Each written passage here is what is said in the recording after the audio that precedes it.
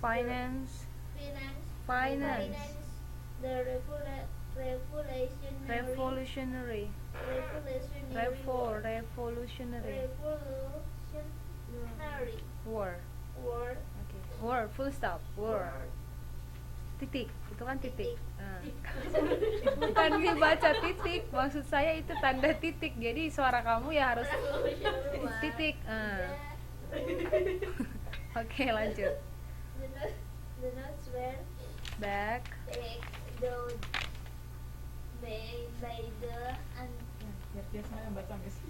By the anticipation. Anticipation of tax revenues without solid backing and easily found the counterfeited the notes quickly become devalued giving rise to the past praise. Not word continental. Titik itu continental itu berarti bersambung. Kalau full stop berarti continental berhenti. Oke. The Continental Congress chartered the Bank of North America, Philadelphia. Itu nama negara ya, Miss? Yes. Philadelphia as the nation's first the nation first real bank to give further support to the Revolutionary War. Yes, good. Continental Congress adopted the dollar as the unit for national currency. Itu full stop. Currency. Kamu naik nadanya. Aturannya gimana bacanya itu? Lemah. Iya, turunkan nadanya. Coba ulang. Currency. Continental Congress adopted the dollar as the unit for national currency. Continental itu ya. Lanjut aja. At the time, private bank notes companies printed a variety of notes. Titik. Tapi kamu nadanya nggak titik. Iya, terus. After adoption of the Constitution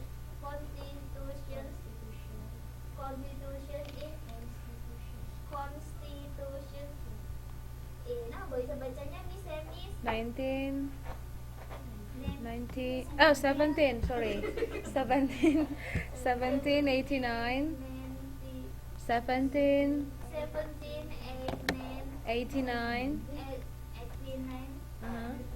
Congress chartered the first bank of the United States under and authorized into use paper banknotes to eliminate confusion and simplify. Trade. The bank serves as the U.S. Treasury fiscal agent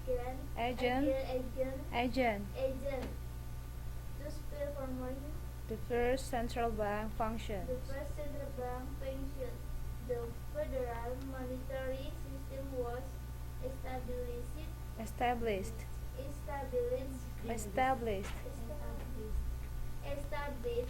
with the creation of the itu bacanya US itu gimana? US.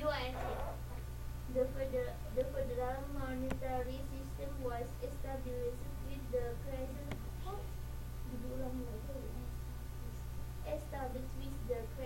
of the US Mint in Philadelphia. Yeah. The first American coins were Struck itu bacanya Miss ya? Yes. Struck in 17 Struck in 9 apa Miss? 93.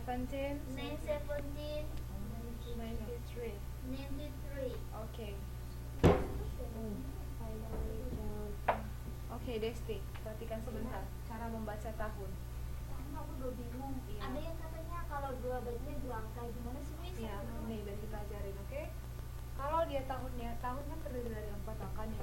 Iya. Ini langsung dipisah 2. Oh, Ini dulu baca pertama, baru ini.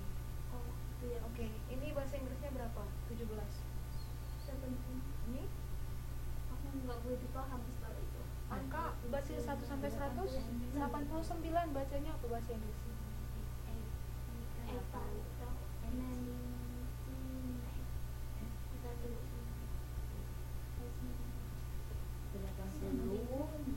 Sama 9. Oke, kita ajarin bentar ya dia cara baca angka ya. Ada lagi yang lebih itu, tapi nggak pernah masuk kelas, nggak pernah ikutin Mbak Edi Widarti itu sama sekali dia itu malah yang sama sekali itu. Mbak, siapa namanya tadi? 3 apa bahasa Inggrisnya? Oke, 3, 4, 6, 6, 6, 7, 8, 9, 10. Nah, ini kalau dia mau mengatakan 20, tinggal tambahin di akhiran itu 3y. 3, 30. Oke. Ini tambahin juga ty. 40, 50, Oh, bukan 50 ya, Miss? 50. Oh. Ini diganti 50. Iya, aku 50. Oke. Kalau 50 nggak boleh 50. 60, 15. Kalau dia 15? 70, Ini 15 ya? Iya sih, itu sih. 80. Ini tadi 89 ya, Miss? Yes, 90, and then 100. Itu cuma aku masuk. Okay, now so this one 89. 8 berapa? 8, 90, 8, 9, 8, Yang 8 8, 80. 9 80 80. 81 tinggal tambahin 81. Oh iya. 82 80 82, 82. Kalau 89 89. 89. Kalau dia tanggalnya 17 90 Itu 17, ini bacanya 17, 17, 90. Oke, kalau dia 1651. Itu apa tuh namanya? 60 ya, Miss? 60 plus 60 itu 60. Kalau dia 60. belasan jadi 16. Ganti T ya. Kalau apa tadi, Miss? Kalau 60 Oh, iya. 60. Kalau belasan 10. 16, oh ya. Jadi kalau ini berapa? 14. 14. Oke. Nah, sekarang 1651. Tahun 1651 bacanya gimana? 1651, 16, 5, apa tuh? 41 bukan? Apa? 50. 16 Dia 16 50. 51. Oke. Oh, bacanya 50 ya. Kalau bacanya 2010 gimana? 2010 apa ya, Miss? 20. Apa tuh 2010 ya? coba aja di Coba aja yang saya tadi ini bacanya. Masa tutin? Ini kan dipisah. Ini berapa? Apa? 20, Nih, 20, no, 10. 2010 atau 2010. Oke. Kalau 2001 bacanya gimana? 2001, apa? 20, lupa lagi, Miss. 21. 21. Tapi orang lebih sering 2001. Pokoknya lebih simpel ya. Pokoknya lebih simpel itu kalau dia semuanya angka, Aku bukan harus belajar banyak nih, Miss. ya ini dulu diperhatikan, ini dipisah dua langsung. Oh, Ini baca pertama, baru ini. oh, iya, Miss. Oke. Ya. Jadi kita lari sedikit topik ya. Tapi kamu nggak bisa baca tahun. Aku kayak seperti aku dulu waktu SMP, aku sambil nangis dimaluin. Oke. Jadi kamu buat aja ini di kamar kalau kamu mau, biar gampang. Karena angka penting loh. Kamu ngitung duit pakai angka. Iya. Ini minimal harus bisa. Iya. Oke. Ya, so kita lihat apa yang baru dibaca tadi. 5.3 tadi, the history of currency. What actually this text talk about? Apa? Sejarah tentang mata uang. Oke, sejarah tentang mata uang. Karena kita tadi sudah lihat ada chronological order di model yang pertama. Can you find what transitional signals they use here? Bisa temukan sebelum kita lihat kunci jawabannya. Jangan lihat kunci jawaban dulu. Nggak sempet nggak bisa jawaban bis gitu. Nggak tahu di mana. Do you find any transitional signal here to show that they arrange the ideas chronologically? Ada lihat nggak transitional signal yang digunakan oleh si penulis di paragraf ini menunjukkan bahwa mereka itu dari waktu ke waktu dia menerangkan idenya. Earlier uses. Yes, earlier, ya. Pada awalnya, and then Period following mengikuti periode. no, the period following World War I enggak. Oh, bukan. Earlier, ya, pada awalnya penggunaan daripada istilah itu katanya adalah terbatas, ya kan? Contrary-nya apa? Contrary itu untuk perbandingan, kontras.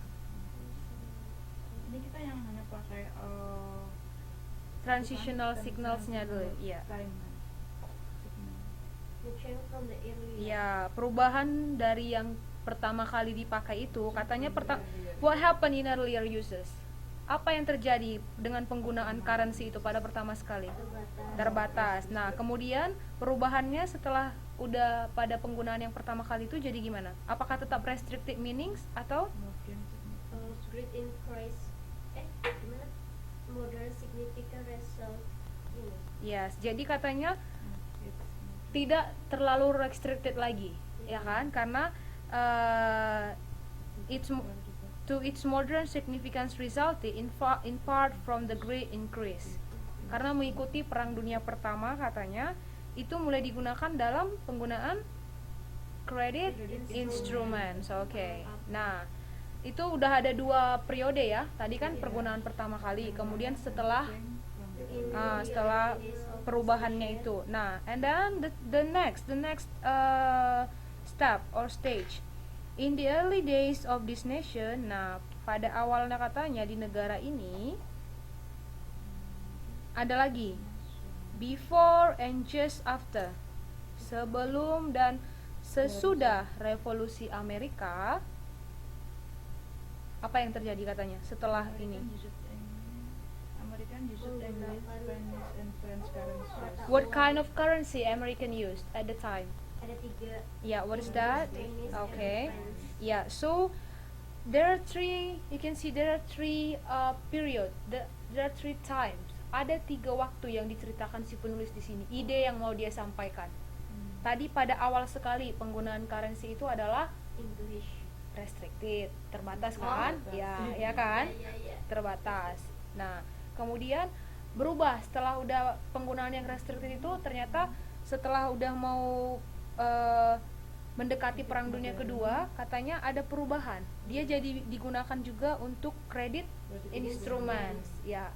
Dan setelah itu, pada awal sekali, yaitu di negara ini, yaitu negara mana yang diomongin? In the early days of this nation. Amerika. Ya, before and just after the American Revolution.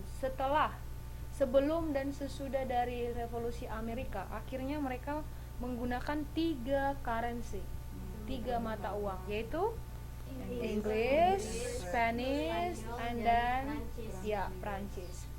Oke. Nah, di balik itu ada lagi nggak diceritakan hal yang lain di halaman berikutnya?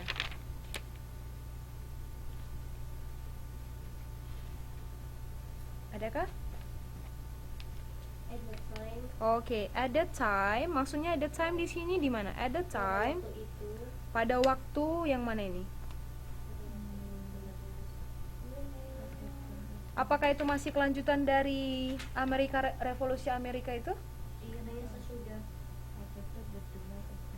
Sesudah revolusi Amerika pada waktu itu. Hmm. Oke, apa yang terjadi pada waktu? What happened at that time? Bermacam-macam nota ya. Jadi sudah mulai ada printing, udah mulai dicetak, ya kan? Kalau tadi penggunaan currency-nya ada 3, English, Spanish, and then French. Nah, at the time, mungkin setelah revolusi Amerika itu sudah mulai ada printing. Sudah mulai di print. And then ada di situ tahun 1789, bisa lihat after adoption. Ya, setelah konstitusi di tahun 1789, Apa sih charter? Congress Charter itu seperti persatuan. Kumpulan bank-bank. Iya.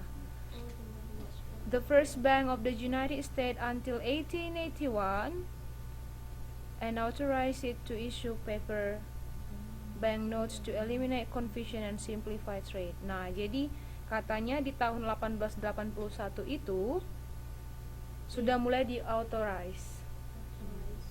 Terbitkannya. Iya, ada kan? Disahkan.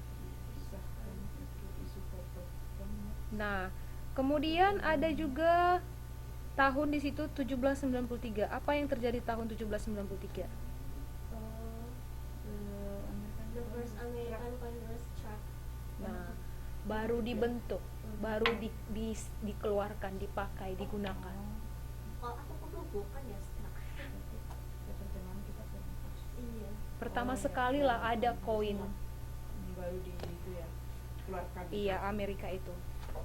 Nah, jadi bisa dilihat di sini, si penulis itu dia menceritakan secara kronologis dari awal sekali penggunaan term currency itu terbatas sampai dia dipakai di kredit instrumen, kemudian sampai penggunaan tiga mata uang pada waktu revolusi Amerika, hingga sampai dia diprinted dan diauthorize dan kemudian disahkan atau digunakan tahun 1793. Kalau kita lihat dari periode tahunnya, Miss, kenapa? ini 1789 terus ini 1793. Iya ya. Iya dong. Tapi until 1881. Kenapa? Congress Charter at the first bank until at the time, private banknotes companies printed a variety of notes. After adoption of the Constitution in Congress Charter, the first bank of the United States until and authorized it to issue papers. The bank served as the fiscal transport from the first central bank. Ini sekarang itu kembali lagi ke 1793. After adoption of the Constitution in 1789, Congress Charter. Oh, ini Congress Charter, the first bank of United States until 1889. Dia hanya menjelaskan karena kan dia mengadopsi konstitusinya itu di tahun 1789. Cuman Congress Charter bank pertama kalinya itu the first bank of the United States sampai, maksudnya periodenya itu dari 1789 sampai 1881. Iya, berarti yang tahunnya yang ini kan. Jadi dia sebenarnya di sini mention 1789 itu jadi periode range year-nya itu loh. Dari tahun 1789 sampai 1881. Itulah dia dikatakan di-authorize. Disahkan. Iya. Dan pertama sekali koin yang digunakan di Amerika itu tahun 1793. Jadi ini setelah 1789 ini. Oke, jadi kalau kita berbicara tentang suatu event atau kejadian yang kita fokusnya ke chronological order, maka itu caranya. Urutkan dulu eventnya, baru definisikan satu persatu atau jelaskan satu persatu. Kalau misalkan kita, if you want to make a good paragraph, start from we are in kindergarten until now. So you can start from kapan? Contoh Mbak Napia tuh pertama sekali sekolah tahun berapa? Waktu SD. 1987. So we can say my Baru lahir belum lahir ya? Belum, aku lahir 94. The history of my life. Aku berapa tadi? Aduh. 94. Misalkan the history of my life. The story was my life. Ini misalkan judul yang mau Mbak buat. The history of my life. Sebenarnya mulai dari lahir ya kan. I was born and maybe Berapa mulai? tahun berapa? 1981. 1981. Oke. Sebelum lahir. Nah, di sini kan pasti Mbak cerita I was born in 1891 in a good family, my mom, bla bla bla bla bla. Ini satu time, satu periode ya kan. And then go to I went. Karena udah pasti ingat. I went I went to elementary school. 1987 in 1987. Tidak? Ya. 1987. Iya dulu kan nggak ada sekolah. SD kan bisa. Dulu belum ada TK, belum ada kindergarten. Sekarang udah banyak PAUD lah, apalah banyak. Oke, nah. Here also you will explain a little bit about your elementary school. You study hard, you are a good student, you have a lot of friends. Cerita di sini bla bla bla. Satu periode lagi di sini. And then untuk membuat kalimat ini biar tidak terlalu membosankan, selalu diawali dengan I, Mbak bisa mulai dari tahun. Mau masuk SMA. Maybe I graduate from elementary school. Bukan, mau buat tahun untuk masuk SMA tahun berapa masuk SMA? In 1996. In 1996, my first time. I started I started on my first time when to senior high school. Enggak senior or junior, right? Harusnya Ya. junior dulu. Ini kan senior. ini SMP-nya belum. Oh ya. Iya, You ya talk kan about here. dipotong nanti kalau panjang. Kan kelamaan Iya. nanti. Udah tua. Iya. And Yeah. this is senior high school, okay? Yeah. My first time went to senior high school. Okay? And then you talk again here, my senior high school, blah blah blah. And now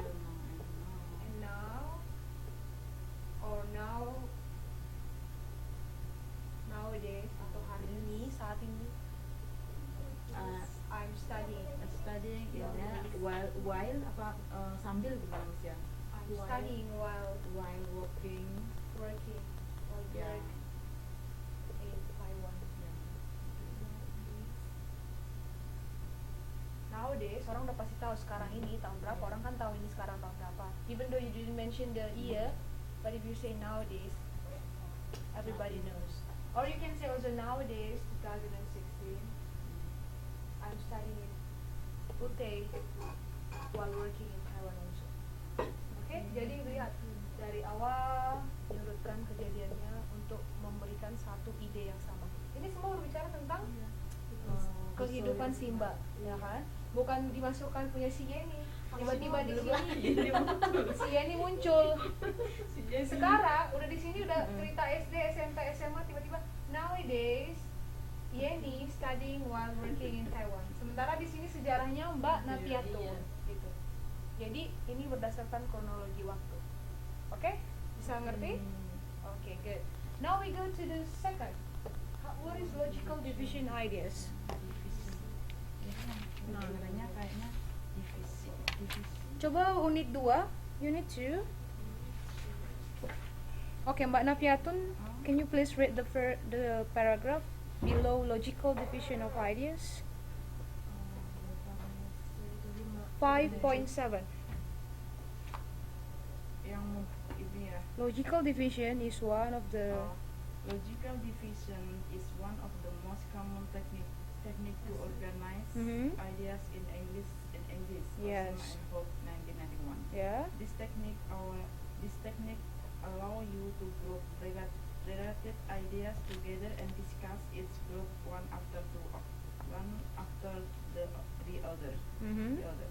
You already learned something about logical ideas. Logical. Logical ideas when you did brainstorming in module 1. It is common in everyday life that things are classified in the group. example, companies are divided into departments: production, marketing, distribution, accounting, etc. Mhm. The important aspect about logical division as a method of grouping is that Each group each group should be unified within within. itself. Yes. You should not, for instance, place raw material in the marketing department. Mhm. There is a model paragraph in which logical division is used. Study that paragraph. Okay, good. So, logical division of ideas is quite similar with grouping. We learn grouping in our first module, right? Bisa masih diingat di modul pertama.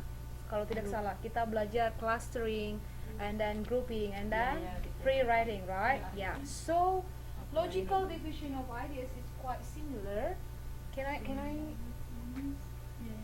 Okay. Nah, logical division ideas ini hampir sama dengan grouping atau pengelompokan. Jadi kita menuliskan atau menuangkan ide-ide kita itu berdasarkan division ideas. Kalau tadi chronological berdasarkan waktu, ya kan? Nah, kalau division ideas seperti contoh di buku. Misalkan departemen itu ada banyak cabangnya, ya kan? Marketing, Production, yes, production, distribution, and then distribution, accounting, and etc. Nah, ini kan sudah ada 1, 2, 3, 4. So, you write about the departments in your writing and you explain one by one. So, for example, this is paragraph 1. You talk about marketing here. And then you talk about production here, and then about distribution, and about the accounting. Nah, jadi ini adalah untuk mempermudah kita dan mempermudah kita untuk mengarrange ide-ide yang ingin kita sampaikan dalam kalimat. Karena kalau kita tidak buat ini, misalkan kita berbicara tentang department, we talk about department, but we don't have this logical division. Bisa jadi kita berbicara di paragraf 1, kita di sentence pertama berbicara tentang production. Tiba-tiba karena kita tidak ada satu kayak peta map gitu kan, mapping. Iya. Kita masukkan marketing adalah ini gitu di bagian sini. Jadi itu udah enggak ordering ideas logically lagi. Jadi idenya itu enggak berurutan secara logis, enggak make sense. Pembaca juga bingung. Sebentar ngomong production, kita udah ngomong production bla bla bla bla. Tiba-tiba di kalimat berikutnya nyelip marketing, marketing. Baru di sini production lagi. Jadi orang bingung, ini ngomong apa di awal production, di tengah-tengah dia masukin marketing gitu. Nah, jadi logical division ini kita bagi dulu. Division maksudnya part, iya, divisi per divisi. Jadi kita terangkan dulu di awal, misalkan department divided into 5 groups or 5 divisions. Namely 1, 2, 3, 4, 5. And then we start from the first. Marketing. Marketing is bla bla bla bla bla. Jelaskanlah di sini semua tentang marketing. Baru mau ke paragraf ke berikutnya. In addition, sebagai tambahan, the second division is about production. And then you talk again about production here. And then go to the next. It's about distribution. Jelaskan lagi di sini. Oke? Jadi ini hampir sama dengan chronological. Cuman chronological bedanya kan waktu. Kalau ini divisi atau pembagian. Kalau misalkan seperti di UT has some departments, right? Kan terbagi bagi atau division. Academic, finance,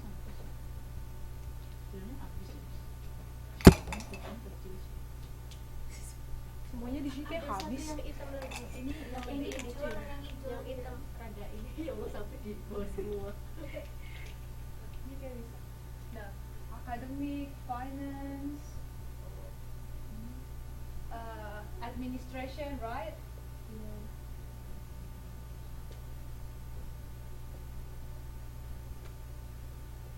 Nah, ada beberapa departemen di UT. For example, we just take 3. Mungkin ada beberapa lagi kita nggak tahu, oke? Bagian akademik, apa